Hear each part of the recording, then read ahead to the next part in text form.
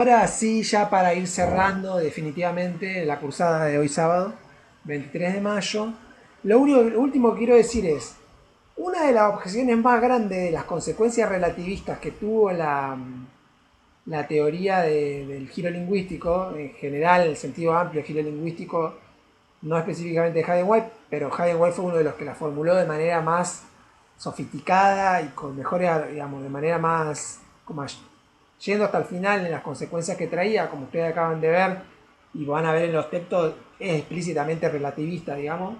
Hay otro giro lingüístico, por ejemplo, hay un autor que hace un giro lingüístico interesante, pero porque ubica el lenguaje como un lugar central, pero no es relativista, que es Gareth Stedman Jones, que muchos lo critican, Gareth Stedman Jones, tiene un texto que se llama El lenguaje de clase, que es muy interesante, pero inclusive, por ejemplo, eh, Joan Scott, que es una defensora del giro lingüístico en historia, autora del texto que yo les pongo después, que es la teoría de género, lo va a criticar mucho a Stedman Jones. Entonces, bueno, lo pongo como ejemplo de que hay otro giro lingüístico con otras características, pero que, bueno, no son los más los defensores del giro lingüístico son relativistas.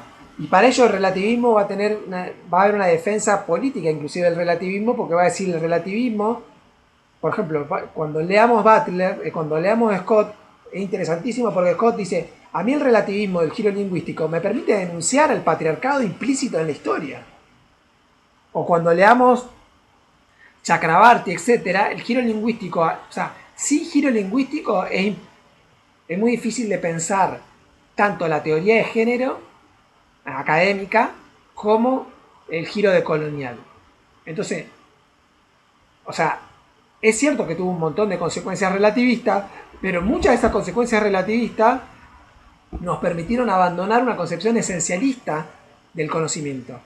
Esencialista, ¿qué quiere decir? Que hay esencias que los conceptos representan, digamos, o por ejemplo, para poner un ejemplo concreto, que la clase es una representación, digamos, que el concepto de clase representa o articula una especie de esencia suprahistórica que tiene que ver con ese sujeto social. Entonces, pensar los sujetos sociales de una manera no esencialista nos lleva a problematizar la identidad, nos lleva a problematizar, e inclusive nos lleva a problematizar la producción del conocimiento histórico. En la unidad que viene, ustedes tienen el texto de... Todos los textos están influenciados por el giro lingüístico, aunque no aparezcan decisivamente como textos relativistas, sino que por medio de un análisis acerca de la reconstrucción del pasado, de la distinta forma de reconstrucción del pasado, lo que hacen es relativizar ciertas verdades o ciertas afirmaciones de sentido fuerte que se hicieron en la historia a lo largo del tiempo, en la historiografía, y que merecen ser discutidas. Entonces, digamos, no sé si habría que, digamos, si uno en vez de pensar un relativismo de la historiografía, pensara un relativismo de las historiografías, en el sentido de que las historiografías han sido diversas, ese efecto del giro lingüístico relativista ha sido interesante, ha sido esclarecedor e inclusive ha llevado en algunos planos a la sofisticación del discurso histórico. En otros planos ha sido digamos, se siguen repitiendo los errores, no voy a dar ejemplos, ni locales, ni nacionales, ni internacionales, pero sí en algunos planos, en el plano de, por ejemplo, en distintos planos, ha logrado una sofisticación acerca del discurso histórico. Uno tiene que discernir por dónde va la cosa, digamos. Bueno, otra de las formas en que este discurso encontró un límite fue básicamente a partir de los estudios de la memoria y de los estudios del trauma vinculado con los estudios de la memoria. Es decir, ahí la capra, dos cosas. Riquer, lo interesante del texto de Riquer, que va a discutir el tema de la memoria, yo el tema de la memoria lo dejé de lado en el programa para no poner un programa tan extenso. Ha sido un problema relevante en la filosofía de la historia en los últimos años, yo lo saqué, sobre todo porque venía a representar un freno al relativismo que imponía el giro lingüístico. Entonces, frente a esos, la memoria apareció como algo muy sólido, muy vinculado a la identidad personal. El texto de Riquer lo bueno que tiene es que introduce el problema de la memoria como una constitución múltiple, a la vez individual y social, o colectiva e individual, pero en la cual se constituye discursivamente. Entonces, por más que uno tenga una mirada de que la memoria aparece como un freno frente a los excesos del giro lingüístico, si uno mira una mirada más sofisticada, no psicologicista de la memoria o no esencialista de la memoria, en el sentido de que cada memoria es única, individual, irrepetible, sino en el sentido de que las memorias se constituyen colectivamente como espacio de disputa y que esos espacios de disputa y colectivo donde se constituye una memoria son espacios discursivos, uno empieza a matizar el problema de la memoria como un límite al problema del lenguaje. Para eso está el texto de Ricoeur. Y el otro texto que puse, que es el de Dominique Lacapra, es interesante porque él dice, y bueno, ¿qué hacemos con el holocausto? ¿Qué hacemos con el holocausto? ¿No? ¿Cuál es la duda que nos presenta el holocausto para la representación histórica?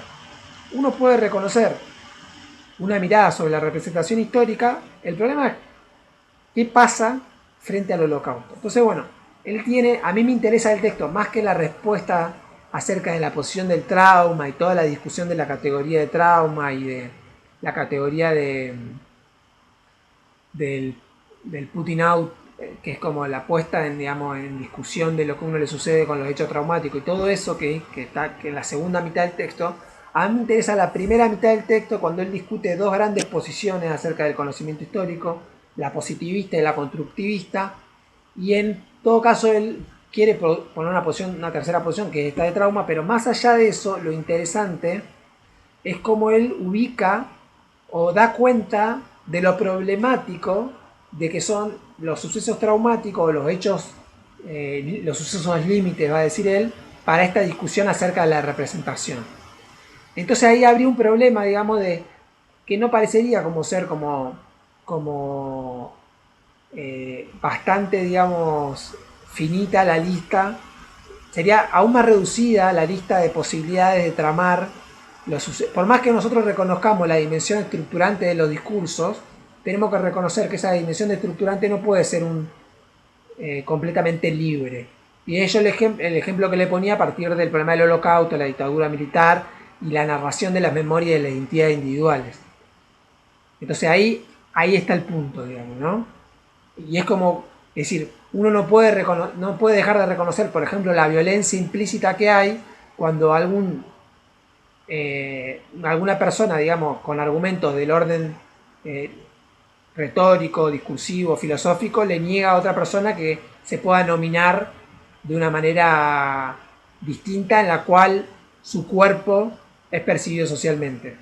O su sexo es asignado, su género es asignado culturalmente.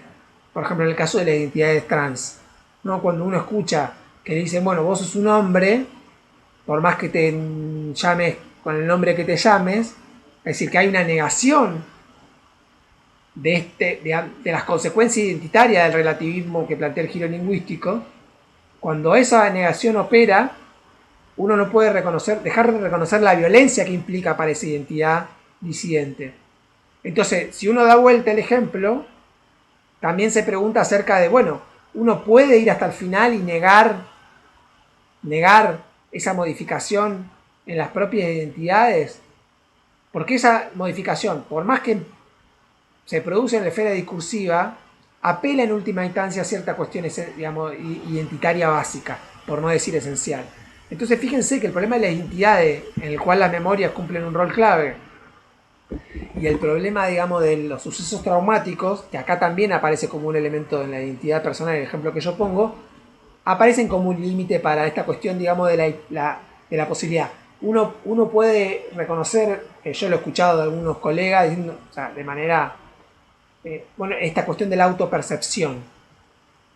Entonces cualquiera se puede autopercibir de cualquier manera. Bueno, esa pregunta del problema de la autopercepción y de la identidad personal es una pregunta profundamente filosófica con un montón de implicancias, que plantea tanto los alcances de la discusión del giro lingüístico en relación a pensar la identidad de una manera no esencial, pero también plantea los límites del giro lingüístico en relación a que las posibilidades de identificación de las identidades no son infinitas y no son susceptibles de tramarse de manera infinita.